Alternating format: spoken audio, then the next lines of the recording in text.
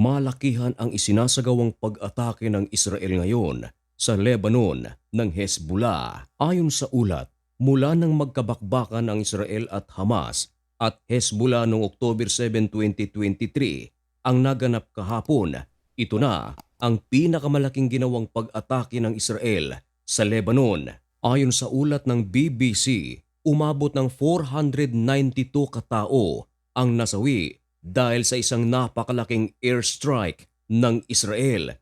Tinarget nito ang Hezbollah sa Lebanon.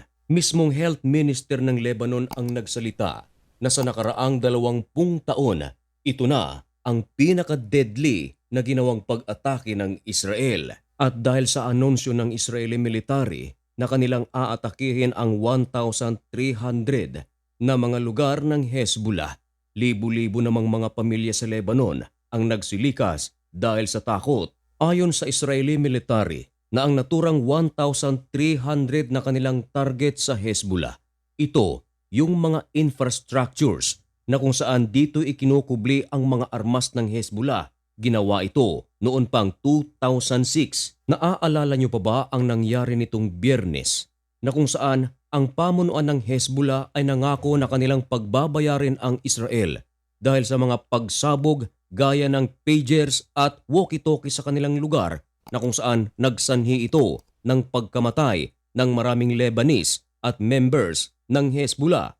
Libo-libo ang sugatan. Pero sa mga pagbabanta ni Hassan Nasrallah ay inunahan na silang inatake ng Israel. Kaya napaslang ng Israel ang isa sa mga importanteng leader ng Hezbollah na si Ibrahim Aqil. Hindi pa nakakabangon ang puwersa ng Hezbollah sa mga araw na yaon sapagkat nagluluksa pa ang grupo dahil sa mga nasawi nilang members. At maliban pa riyan, hirap din sila sa communication dahil pinagbawalan na sila ni Hassan Nasrallah maging ang gobyerno ng Lebanon pinagbabawal ang paggamit ng pagers at walkie-talkies dahil baka may posible pang pagsabog na mangyayari. Pero nakapagsagawa ng paghiganti ang Lebanon.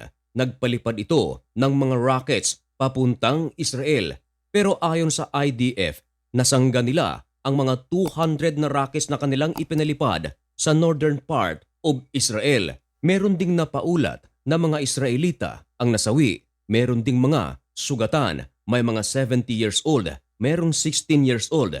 Pero merong 17 years old na nasawi, hindi raw ito dahil sa pagsabog na nangyari, kundi dahil sa nag-crash ang kanyang sasakyan dahil sa takot sa pagtunog ng mga sirena sa kanilang lugar. Target daw sana ng Hezbollah ang airbase ng Israel. Pero hindi ito nagtagumpay at matapos ang ginawang pag-atake ng Hezbollah kahapon lamang, Lunes, September 23, 2024 ay nagsagawa ng isang napakalaking pag-atake ang Israel sa Hezbollah ng Lebanon. Ipinahayag mismo ng pamunuan ng Lebanon na umabot na sa 492 ang kumpirmadong nasawi.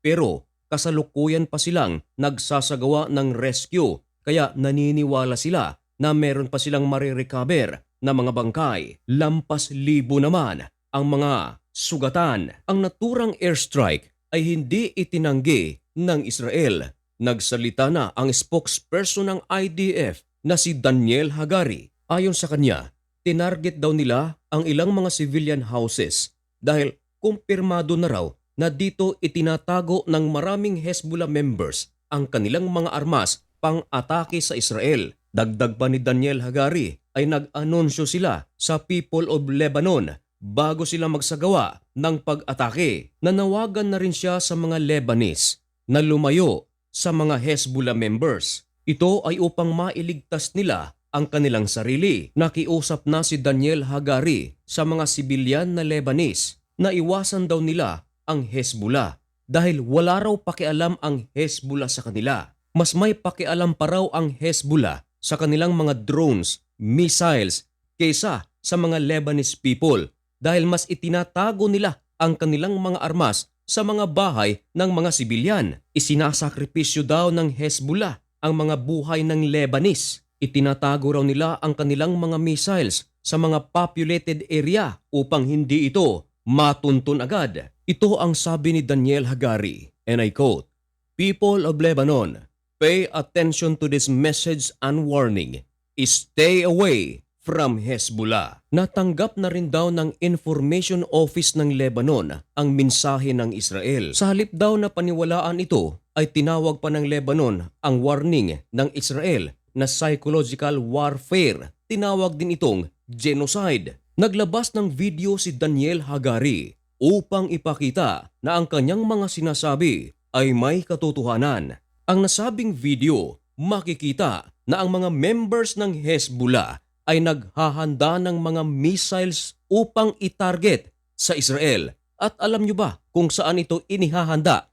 Ito ay ginagawa sa isang civilian house sa Lebanon. Nag-usap na si Yoav Gallant at si Lloyd Austin tungkol sa operasyon ng IDF sa Lebanon. Ayon naman sa Israel Defense Forces Chief of Staff, palalakihin pa raw nila ang kanilang gagawing pag-atake sa Hezbollah hanggang sa maintindihan daw ng Hezbollah na hindi nila kayang pigilan ang Israel sa pagpapabalik nito sa mga 60,000 na mga residente sa northern part of Israel. Ibabalik na raw nila ito at upang mangyari ito, kinakailangang i-paralyze daw ang Hezbollah. Ayon sa Israel, ang kanilang ginawang malaking pag-atake sa Hezbollah ay isang mensahe para sa mga terorista na nais atakihin ang Israel, lalo na sa mga sumusuporta sa mga teroristang ito. Nagsalita na ang Foreign Minister ng Lebanon.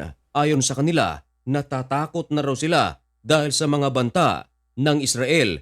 Minsan na ring nanawagan ang Foreign Minister ng Lebanon sa UN na pumagitan na dahil sa conflict na ito. Nanawagan na ang mga world powers at ibang mga leader sa buong mundo na pahupain na ang gerang ito. Inamin naman ng pamunuan ng Lebanon na ang naturang mga nasawi ay hindi nila ibinukod ang mga sibilyan at ang mga miyembro ng Hezbollah. Pero nagsalita ang Israel Defense Forces sa pamamagitan ni Daniel Hagari na ang karamihan daw sa mga napaslang ay mga miyembro ng Hezbollah. Ayon sa ulat, hindi lang daw ito ang pinakamataas na may mga naitala na mga napaslang dahil sa airstrike ng Israel, kundi ito na rin daw ang pinakamahirap na sitwasyon na kinaharap ng Hezbollah mula noong naganap ang 34-day war noong 2006. Nagmando na ang pamunuan ng Lebanese Hospital sa South na kanila munang isususpinde ang non-essential surgical procedure sapagkat magfo-focus daw sila sa pagpapagamot sa mga sugatan dahil sa isinagawang airstrike ng Israel. At ang mga paaralan sa Beirut University ay sinuspindi na rin ang lahat ng high school, vocational and technical colleges. Ayon sa presidente ng Israel na si Isaac Herzog,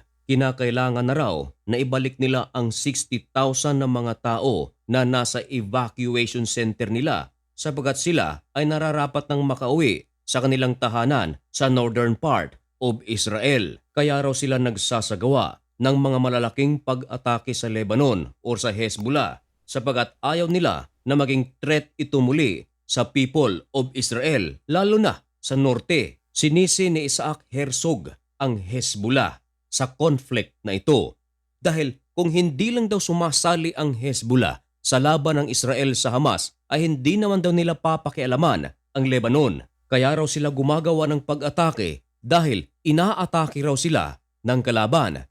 Ayon nga kay Benjamin Netanyahu, whoever tries to hurt us, we will hurt them. Nanawagan na ang United States of America sa lahat ng mga Amerikano na nasa Lebanon na lisanin na ang naturang lugar habang meron pang pagkakataon, habang hindi pa kansilado ang mga commercial flight, at gagamitin ko na rin ang platform na ito sa pamamagitan ng channel na ito, ang usapang banal sa lahat ng mga kababayan nating Pilipino na nasa Lebanon o Israel. Mag-ingat po kayo. Naway ang proteksyon ng ating Diyos na makapangyarihan sa lahat ay sumainyo.